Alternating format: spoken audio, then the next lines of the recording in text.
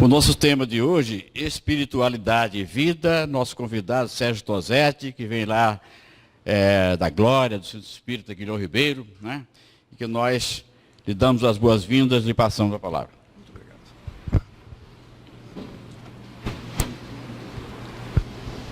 Meus amigos, muito boa noite a todos. É sempre uma alegria renovada estar aqui novamente, buscando junto aos irmãos, aprender um pouco mais da doutrina espírita, trazendo essa consolação que você se colocou, mas acima de tudo, colocando em nossos corações essa alegria para trabalhar no bem.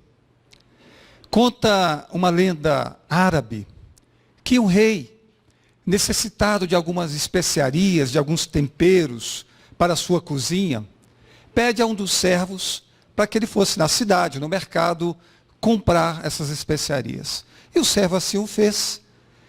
Foi até o mercado e lá já estava escolhendo em uma das bancas, quando de repente ele viu que passou um vulto negro na sua frente. Ele sentiu um vento gelado a lhe percorrer toda a espinha, e ele sentiu medo, deu vontade de sair correndo, mas aquela sombra lhe perseguiu. Ele foi para um lado, ela foi para o outro, também foi. Então, de repente, aparece na sua frente aquele vulto. Era uma mulher trajando um vestido negro até os pés, com um capuz negro tampando também seus negros cabelos. Em uma das mãos, ela trazia uma ampulheta marcando o tempo, e na outra mão, um grande livro, que estava entreaberto, e o servo pôde ler o seu nome lá escrito, Alain Bernard. E ele logo pensou, é a morte que veio me buscar. Chegou a minha hora, e ele saiu correndo em disparada, e foi parar lá no palácio.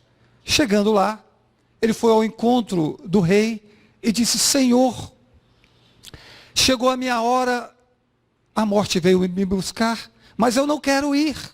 Pelo amor de Alá, me ajude, me arranje um bom cavalo, me arranje dinheiro, mantimentos, que hoje mesmo eu vou fugir, e amanhã estarei em Bagdá.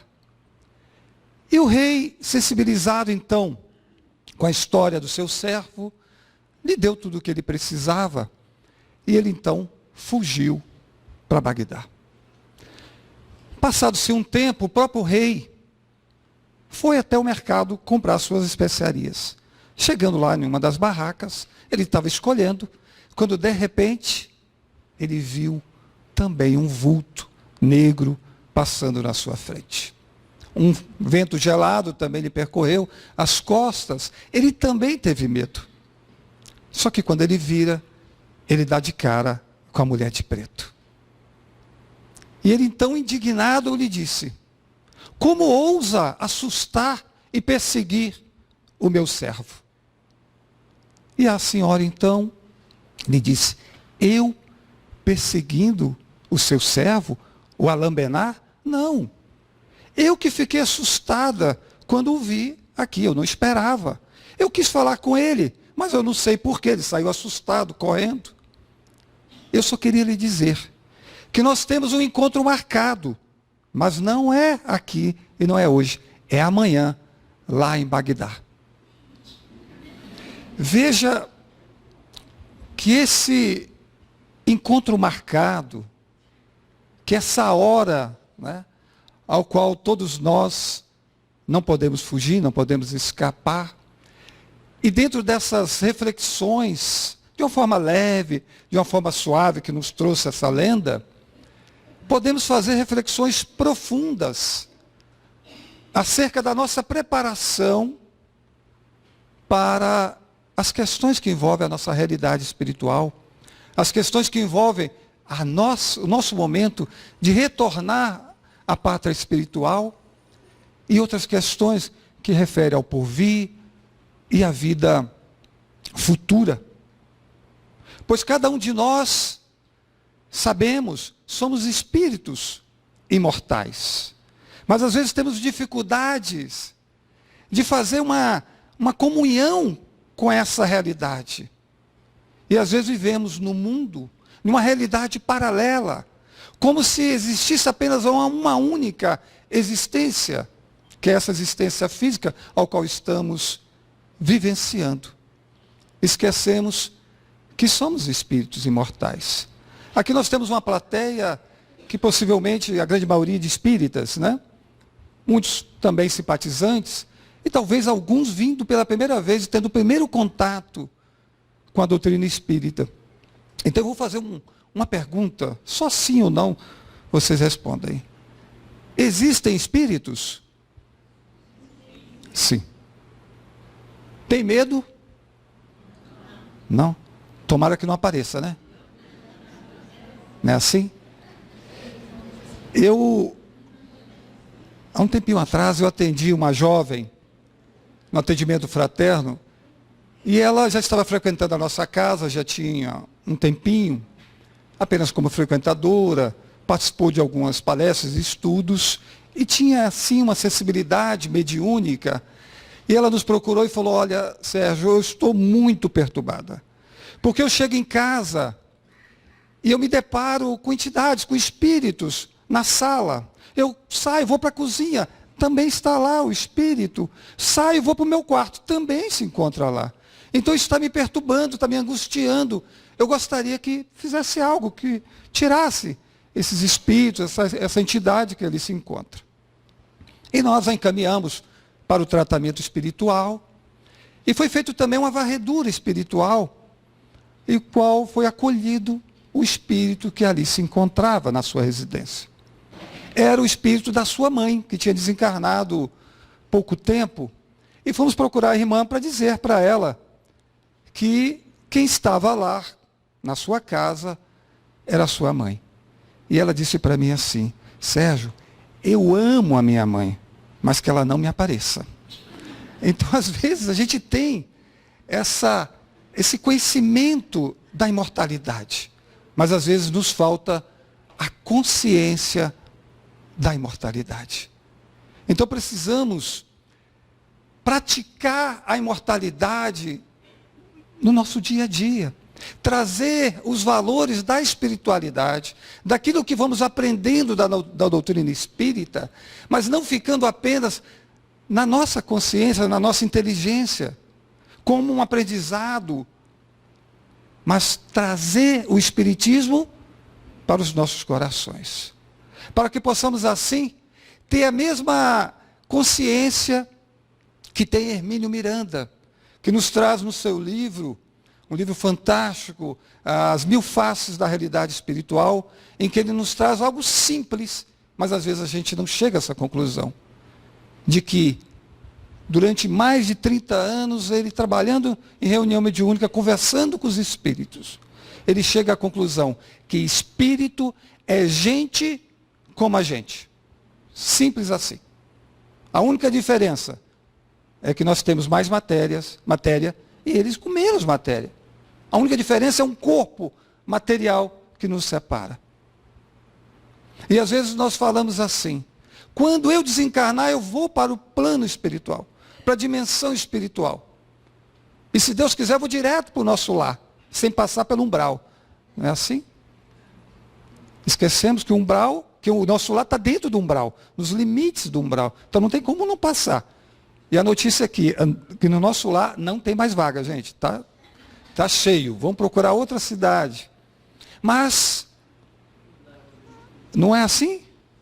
Mas temos que entender que a nossa realidade, a nossa condição de espíritos imortais, faz com que a gente esteja mergulhado dentro da dimensão espiritual.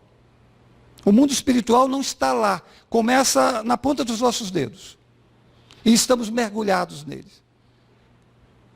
E a boa notícia é que todos os nossos amores, todos aqueles ao qual nós nutrimos sentimentos bons, todas as pessoas que gostamos e que já desencarnaram, continuam vivas, mais vivas do que nunca. Aliás, esse é o grande aspecto consolador da doutrina espírita. Mas tem outra notícia também. Os nossos desafetos, as pessoas a que nós não gostamos, as pessoas que odiamos também continuam vivas. Continuam a existir.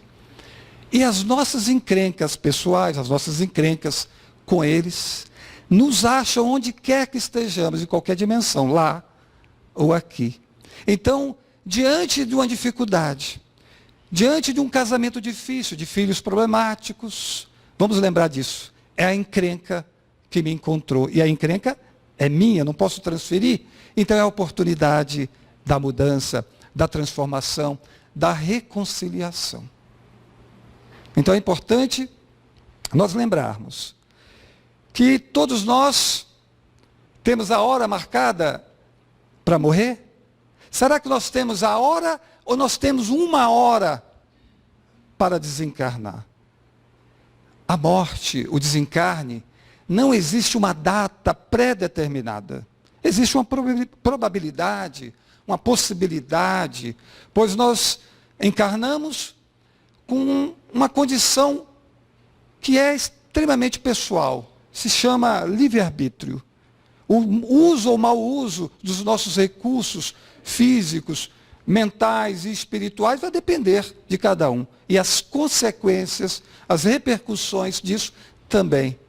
Cada um de nós nasce com um potencial genético, que é a união da herança dos nossos pais, daquilo que nós recebemos no campo material dos nossos pais, mas acima de tudo, na nossa própria herança espiritual. Daquilo que nós trazemos de bagagem conosco, de tendência, de inclinações, de possibilidades, de fragilidades em vários campos. Também trazemos conosco em nosso corpo perispiritual, que é o corpo espiritual, né? Que é o molde que modela esse corpo físico. Portanto, aquilo que está no corpo espiritual repercute no nosso corpo material, né? O corpo material é uma cópia do nosso corpo espiritual. Então as nossas doenças são reflexo da matéria, mas na profundidade, nas causas mais profundas, estão no espírito. Então, diante dessas possibilidades, daquilo que nós estamos vivenciando, das nossas escolhas, podemos viver, né, um tempo mais ou menos programado, ou podemos desencarnar antes do momento programado, das possibilidades que aquele corpo poderia nos dar. Podemos também economizar fluido vital, economizar energia, economizar o corpo físico e ficar mais um tempo por aqui. Não há necessidade, não é, de ter uma data estipulada, apesar de que cada um de nós já traz o bilhete carimbado para retornar, tá, gente? Não tem jeito. Isso ninguém foge, né? Nós vimos aí a historinha. Então, muitos de nós imaginamos que os nossos mortos estão dormindo. Quantas pessoas aí fora, aqui eu acredito que ninguém, não é? Imaginam que aqueles entes queridos estão num sono profundo, letárgico, à espera de um dia, um juízo final, para quando ser sentenciado, aí sim adquirir a imortalidade. Não, não é assim.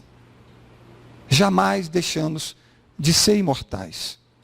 A reencarnação, o fato de nós mergulharmos no corpo físico, é apenas uma oportunidade de crescimento espiritual.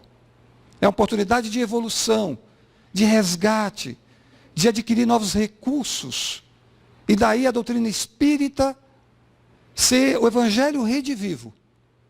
De trazer para nós, de uma forma clara, claríssima, o evangelho de Jesus, nos mostrando que precisamos, cada um de nós, buscar, como disse, a leitura preparatória, a nossa própria autoiluminação, a nossa própria transformação, adquirir recursos valiosos para o espírito, adquirir espiritualidade, que é tudo aquilo que Jesus falou acerca dos tesouros no céu, acerca de buscar sempre o reino de Deus. Então os nossos mortos não estão dormindo. Existe vida, sim, após a morte, e essa matéria da Veja, dizendo que volto já, nos mostra que a reencarnação, apesar de sermos 3%, talvez, hoje do Brasil serem espíritas, mas nós temos milhares, milhões de simpatizantes da doutrina e mais de 70% do povo brasileiro acredita em reencarnação, acredita em vida após a morte, né? Então, mas algumas vezes a gente vacila.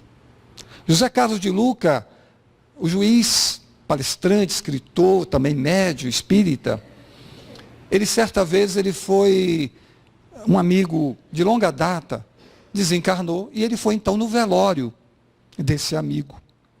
Ele, o amigo, escritor também, fumante há mais de 40 anos.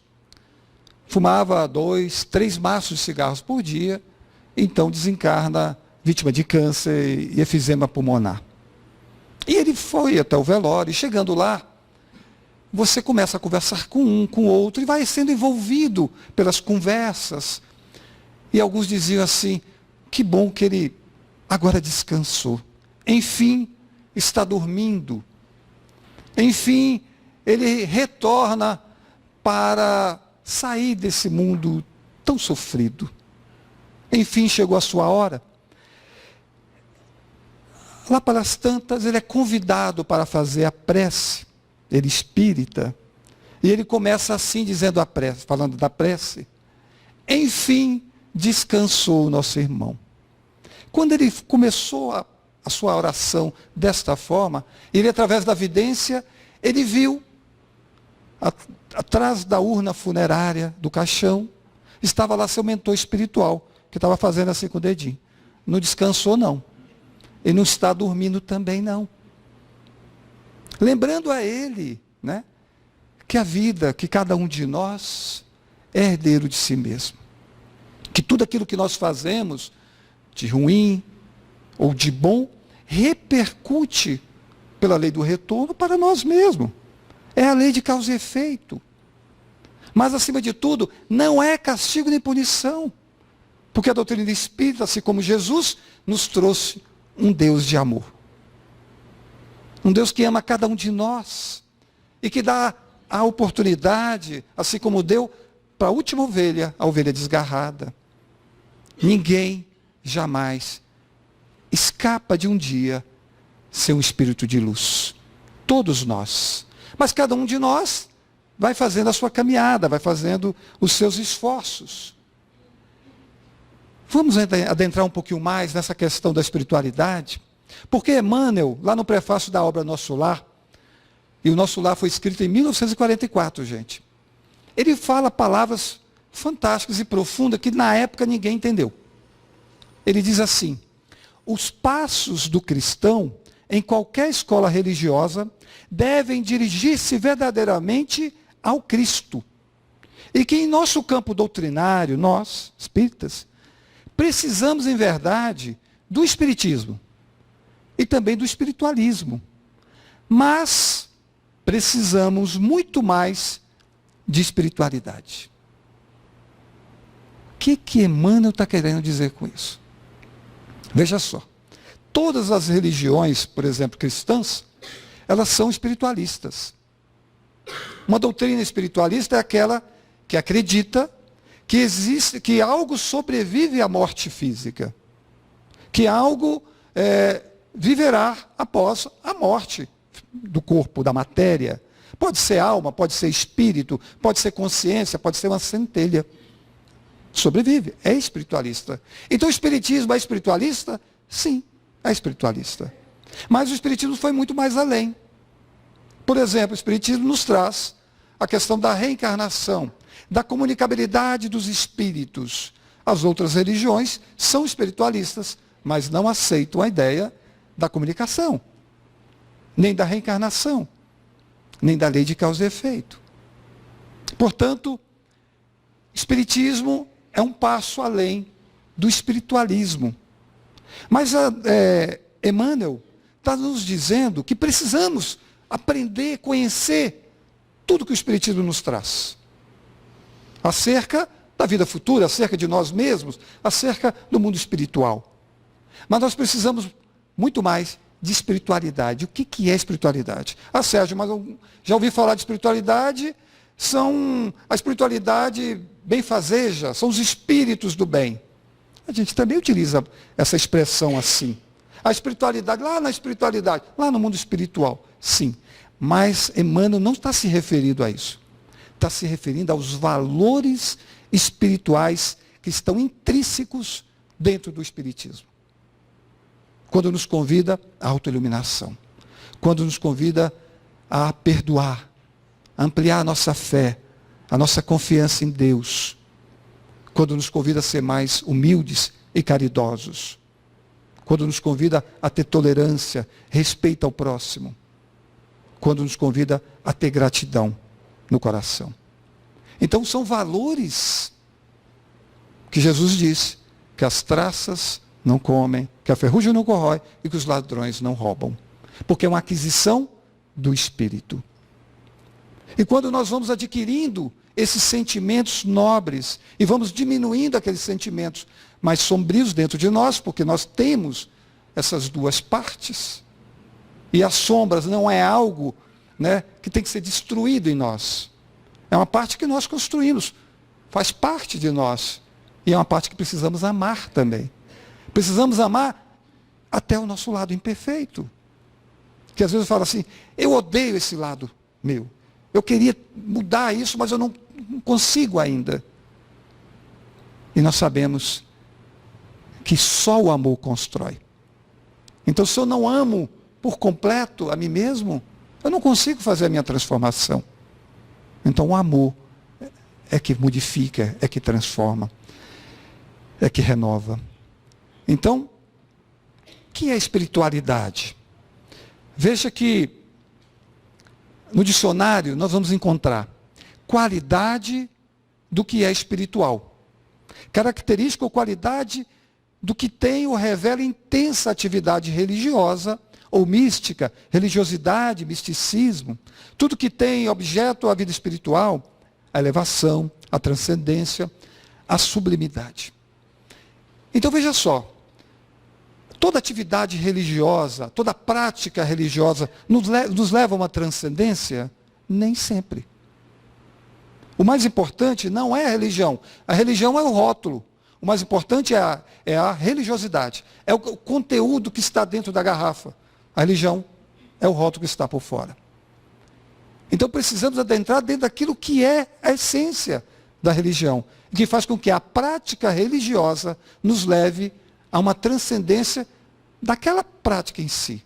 Levar um prato de comida a alguém, ajudar alguém que está ferido, dar uma condição material a alguém que precisa, ou dar um ouvido para alguém que quer desabafar, é uma prática também de caridade, uma prática religiosa. Mas se esse trabalho for realizado apenas como uma função que você exerce, de uma forma maquinal, de uma forma sem você se envolver, se harmonizar com sentimentos ao qual está sendo trabalhados ali, não envolve sentimentos de espiritualidade. Por isso que Emmanuel sempre nos diz que não importa a atividade que estamos matriculados. Não importa se você foi aquele que chegou aqui e ajudou a arrumar as cadeiras, ou aquele que está dirigindo a mesa, ou os médios da casa, ou aquele que está palestrando. Todas as funções são importantes, mas a melhor função é aquela que eu me coloco como um bom servidor. É aquela que os sentimentos vêm primeiro do que é puramente a atividade em si. Então, a gente percebe que no trabalho de caridade, o maior beneficiado somos nós mesmos, quando recebemos esses sentimentos que vêm de gratidão.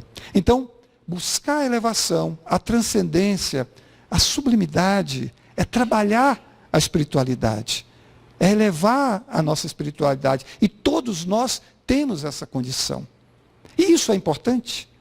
O que a espiritualidade nos traz? Qual é o benefício que recebemos? Hoje, só para que vocês saibam, a palavra espiritualidade é a palavra mais falada, comentada nas universidades. Cerca de quase 80% das universidades americanas têm um curso de espiritualidade e ciência, ligado a essas questões, buscando ali a felicidade, buscando ali um sentido de vida, buscando ali uma transcendência. Aqui no Brasil é um pouco menos, cerca de 40%, 50% das universidades já estão trabalhando esse tema em congressos, em cursos, né, em disciplinas. E por quê? Porque chegaram à conclusão que nós não podemos viver a nossa vida apenas olhando para baixo. Olhando para a sua vida, para o seu problema, para a sua dificuldade, para os desafios que a vida te propõe. Nós temos que viver, sim, a vida material. Vencer os desafios que a vida nos propõe, que assim crescemos. Mas nós temos que deixar de olhar para baixo e começar a olhar para cima. Buscar essa transcendência. Buscar a resolução das dificuldades. Mas não se colocar como um problema para a resolução. Porque às vezes estamos tão desanimados, estamos tão negativos, estamos tão distantes da positividade, que antes de começar algo, eu falo assim, eu não vou conseguir. Isso não dá para mim. Não chegou a minha hora.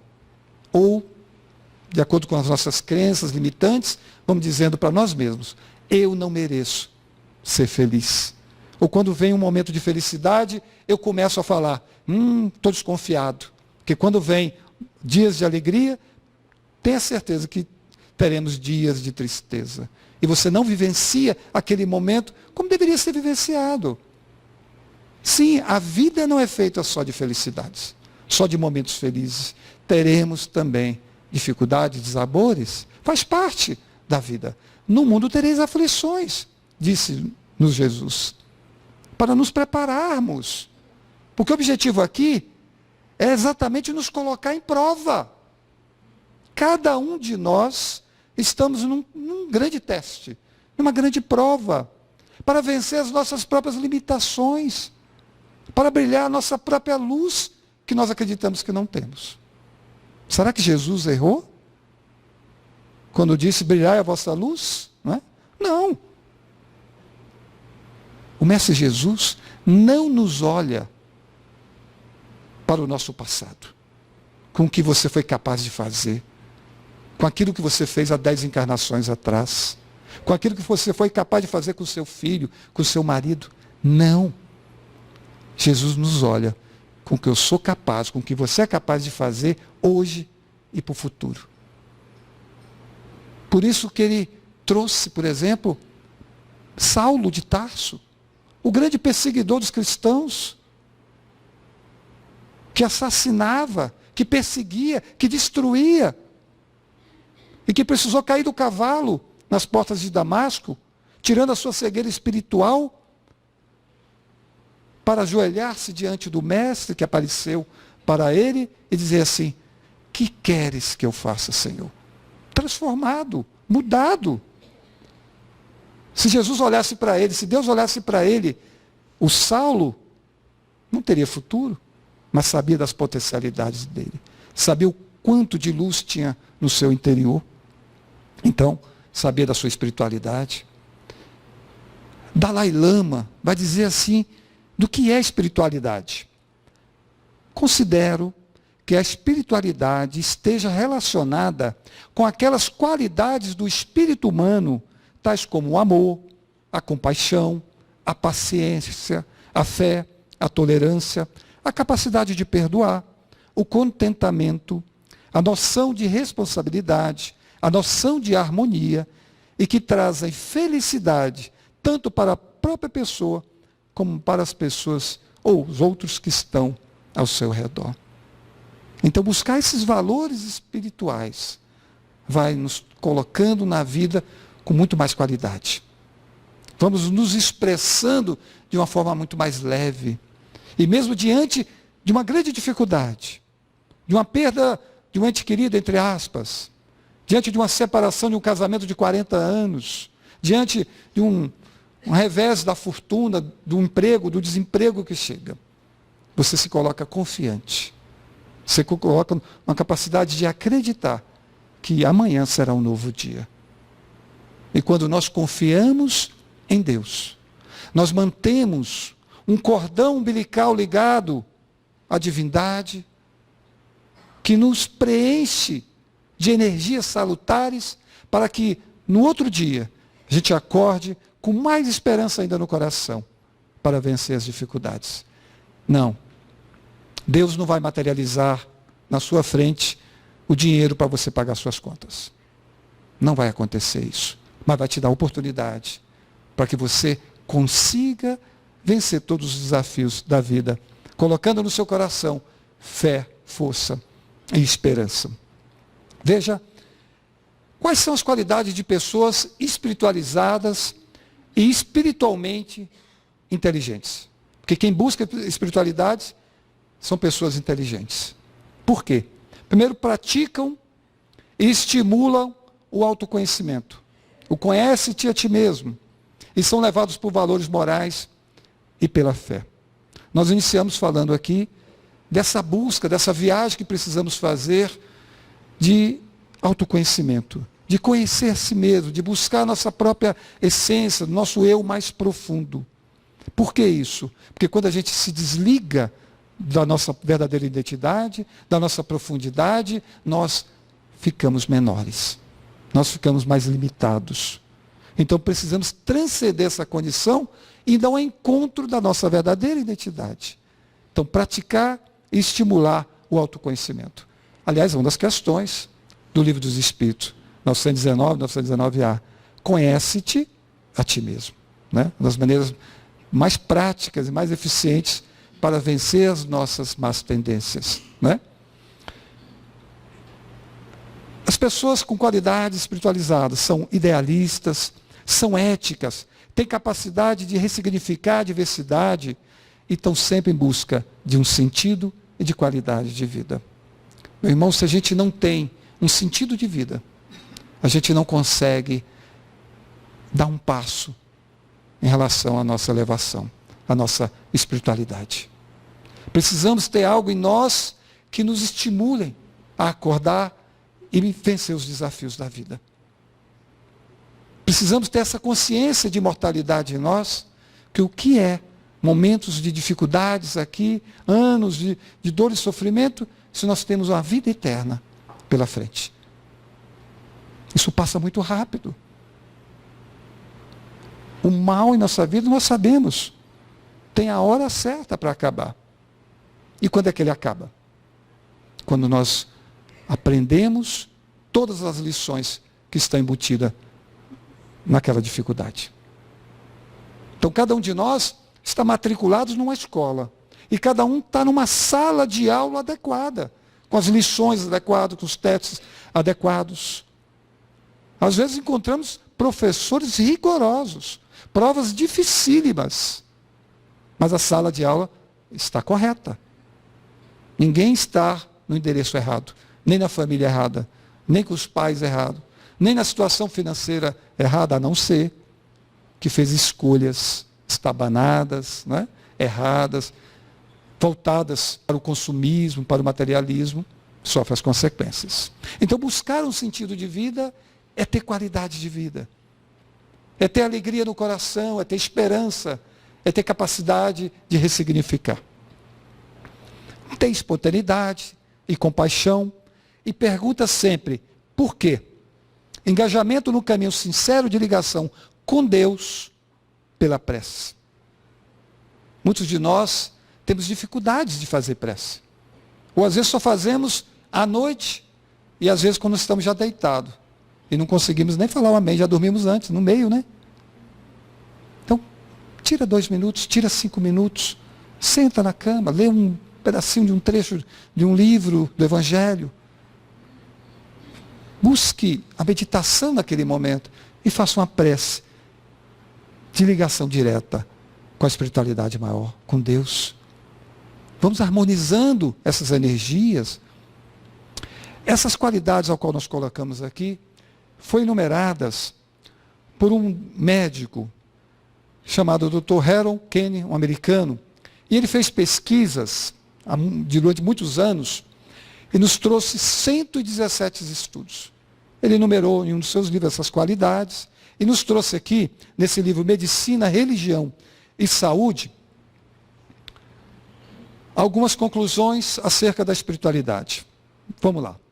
Ele demonstrou como a fé, a oração, veja só, e a prática religiosa, aquela envolvida com o sentimento, podem ser aliados da ciência médica. Religiosos têm bem-estar mais elevado e maior esperança do que os não crentes. Há um número menor de casos de depressão e suicídio em indivíduos que têm alguma prática religiosa. Então veja, nosso contato com a religião, nossa prática religiosa, o fato de estar aqui dentro de uma casa espírita, não uma vez, mas 2, 3, participando de grupos de estudos, participando de grupos de caridade ou de trabalho mediúnico, ou mesmo na palestra, nos traz, né, qualidades de vida superiores. Porque nos orienta acerca de ampliar nossa fé.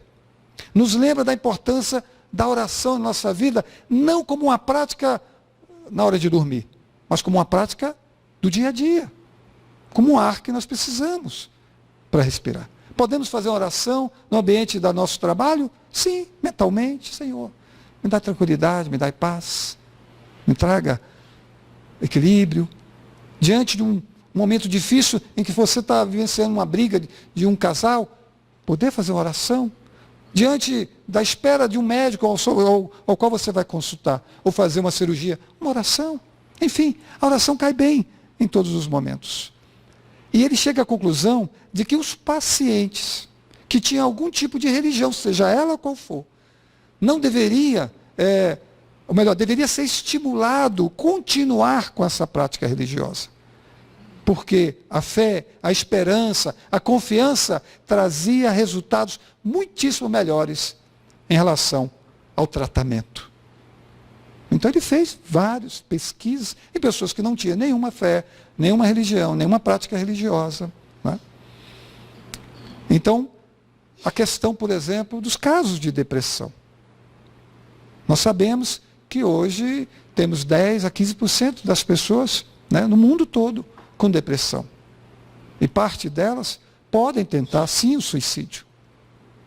E parte delas, e aqui na plateia espírita nós podemos falar, né, através das pesquisas de Lamartine Palhano, nosso grande pesquisador capixaba mineiro, né, que demonstrou que em 70% das depressões, principalmente as mais profundas, tem ocorrência também de obsessão.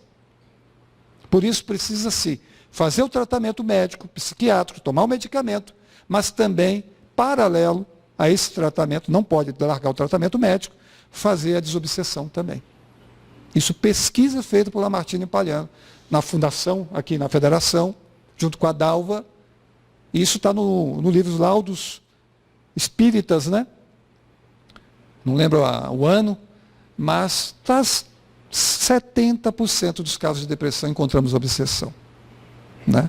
Não que a obsessão é que traz a depressão para a pessoa, mas a pessoa já com depressão, já com estado emocional já muito mais baixo, mais desequilibrado, desarmonizado, ela abre, escancara as portas mentais e espirituais para que se instale a obsessão. E daí o suicídio. Então, diante de quadros como esse, precisamos acolher a pessoa. Precisamos entender que isso pode acontecer. Ah, mas ela fala da boca para fora. Não. Tem que estar vigilante, tem que buscar ajuda o quanto antes, médica, psiquiátrica e espiritual. Continuando, também fala da ansiedade, dos medos, dos vícios, que atinge mesmo as pessoas que têm alguma fé. E a recuperação de doentes é bem mais rápida. Melhores resultados em doenças do coração e cura do câncer e do sistema imunológico. A espiritualidade é um fator de prevenção e também um recurso terapêutico na questão das dependências químicas. E isso a gente tem visto na prática. Né? Nós temos um trabalho, e aqui também na nossa casa, aqui também, da Irmão Tomé, o apoio fraterno, né? Que é um trabalho voltado para a dependência química. Irmãos, né, que estão ainda na dependência química, do álcool, da cocaína, né, do crack, encontra aqui na nossa casa, Guilherme Ribeiro, um tratamento adequado, né, recursos adequados para vencer essa doença chamada dependência química, que nesse caso, quase 100%, existe ali a possessão, existe ali a obsessão grave, né, de espíritos vampirizadores. Então, encontramos nesse apoio fraterno todo o trabalho voltado de espiritualidade, de valores espirituais, né, fazendo com que essa pessoa, ou mesmo o codependente, encontre em si mesmo recursos valiosos, né, de tolerância, de compaixão, né, de humildade, mas de confiança de que tudo isso vai passar, da certeza que ela pode vencer esse mal, que ela pode sim sair da doença chamada dependência química. Obviamente que a obsessão, a desobsessão, esse trabalho que é feito em que nos hospitais, nas clínicas de reabilitação não tem, faz um efeito extraordinário. Porque se você trata o dependente químico, mesmo que traga ele com valores, né, espirituais, traga ele com sentimentos de mudança, de transformação, de evangelho-terapia, mas se a obsessão, se a subjugação está ali tão latente, tão profunda, dificilmente ele consegue se recuperar. A grande diferença é exatamente essa, o trabalho de desobsessão com espíritos que ainda continuam dependentes na dimensão espiritual. Então hoje nós sabemos dessa realidade de hospitais no mundo espiritual que tratam de dependentes químicos.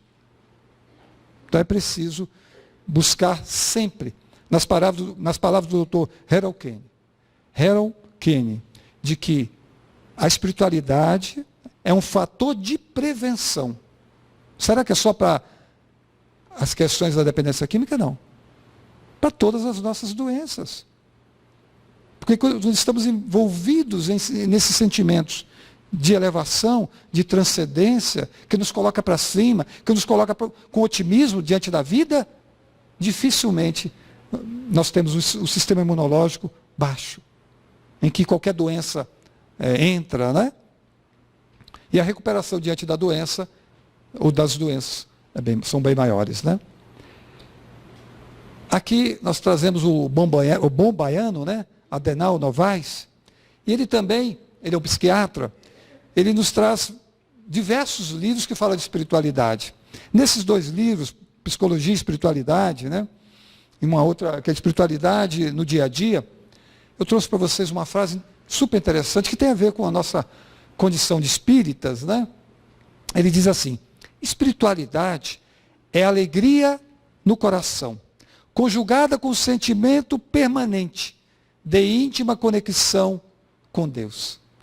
É a visão do mundo de acordo com a perspectiva da imortalidade do espírito, tendo a consciência de que há uma dimensão além da material, que torna a vida mais suave e melhor.